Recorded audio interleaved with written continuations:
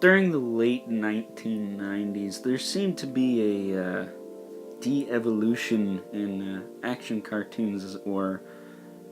But there was one that kind of stood out from all the others, and in my opinion, that was Mummies Alive. Now, at the time, you also had Mighty Ducks and stuff like that, which we'll talk about later. But Mummies Alive was a cartoon series that aired on the Deke network, basically like Fox and whatnot. And overall, basic gist: Power Rangers, but with mummies, which is a cool concept, I think. You had the forces of good versus the forces of evil. And in the action figure line produced by Kenner, there were a total of, technically 7 figures made. 5, as you see before you. And those 5 were the 3 heroes, and of course the 2 villains. Now, of course, there are way more characters in the show, but in true 90s action figure fashion, half of them did not get released, unfortunately. But of the ones that were released, they were released on this style of packaging, as you see before you. You know, blue sarcophagus kind of shaped card with the Pharaoh's head there and the Mummies Alive logo. Pretty simplistic for the time, 90s cardbacks typically pretty intricate, but these were kind of simple compared to some of the earlier 90s figures. And then the back, as you see before you, has a, as usual, obligatory product shot.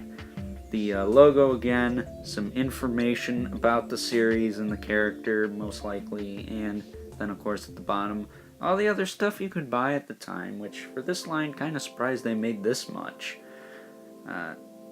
When I was watching the show when I was a kid, I had no idea there were action figures until much, much later when I was in high school. But of the 5 characters they did make, they made Hunter Ja-Kal, who was the team leader.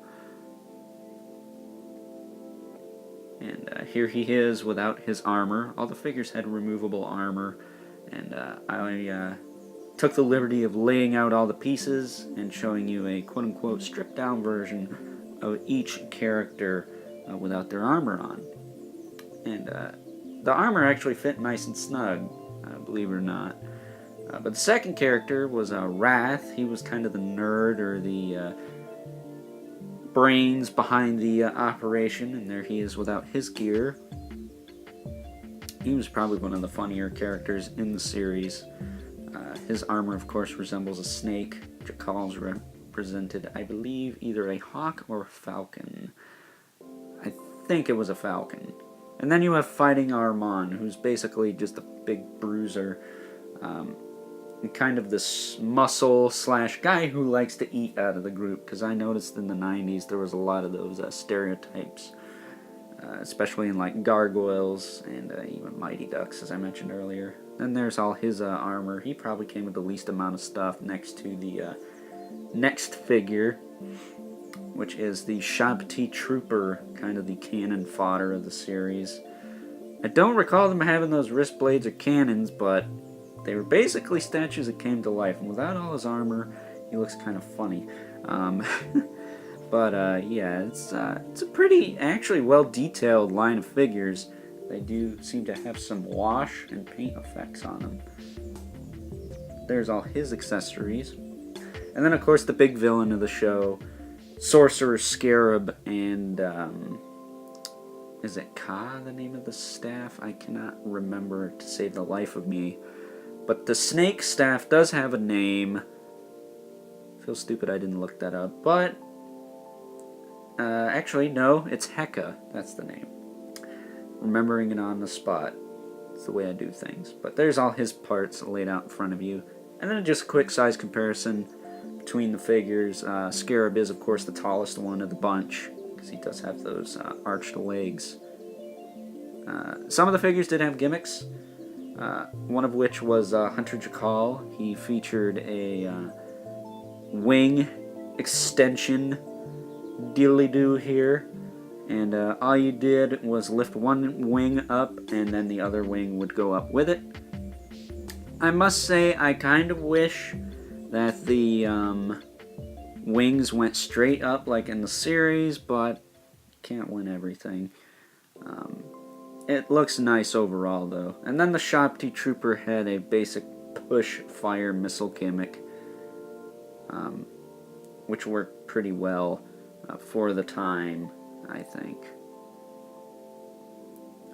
And then there were deluxe figures, and when I say that, I mean Fright Sight, because they really weren't deluxe.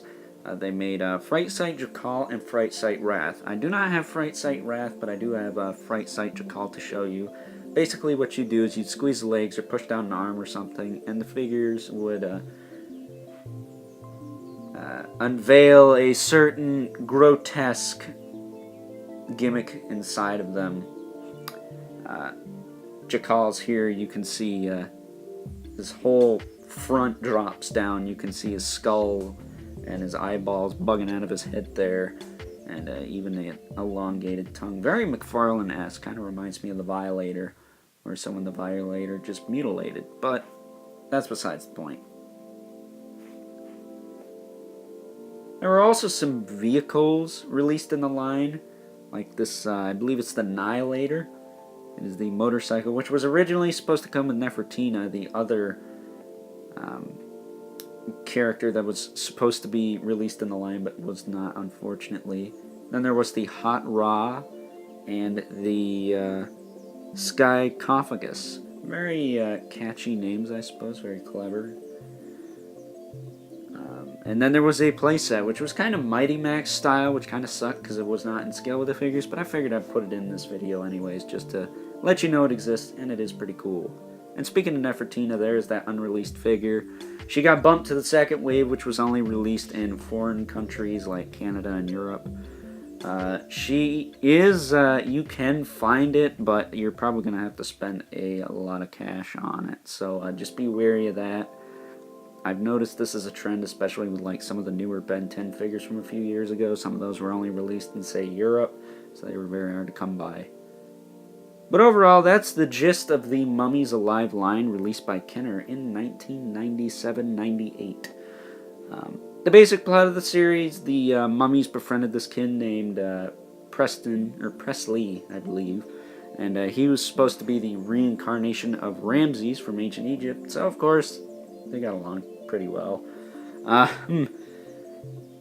But the basic concept of the show, you know, it had that mythology aspect, which I like. And, you know, it was Power Rangers without the annoyingness of Power Rangers. That's a personal opinion. Don't beat me up in the comments. But I'll say I did enjoy the series. You could probably watch most of it on YouTube. And if you have the cash, look into the figures. The armor actually fits really nice and snug on the figures themselves. And, yeah. Hope you enjoyed this edition of Throwback Thursdays, and until next time, I'll catch you guys later.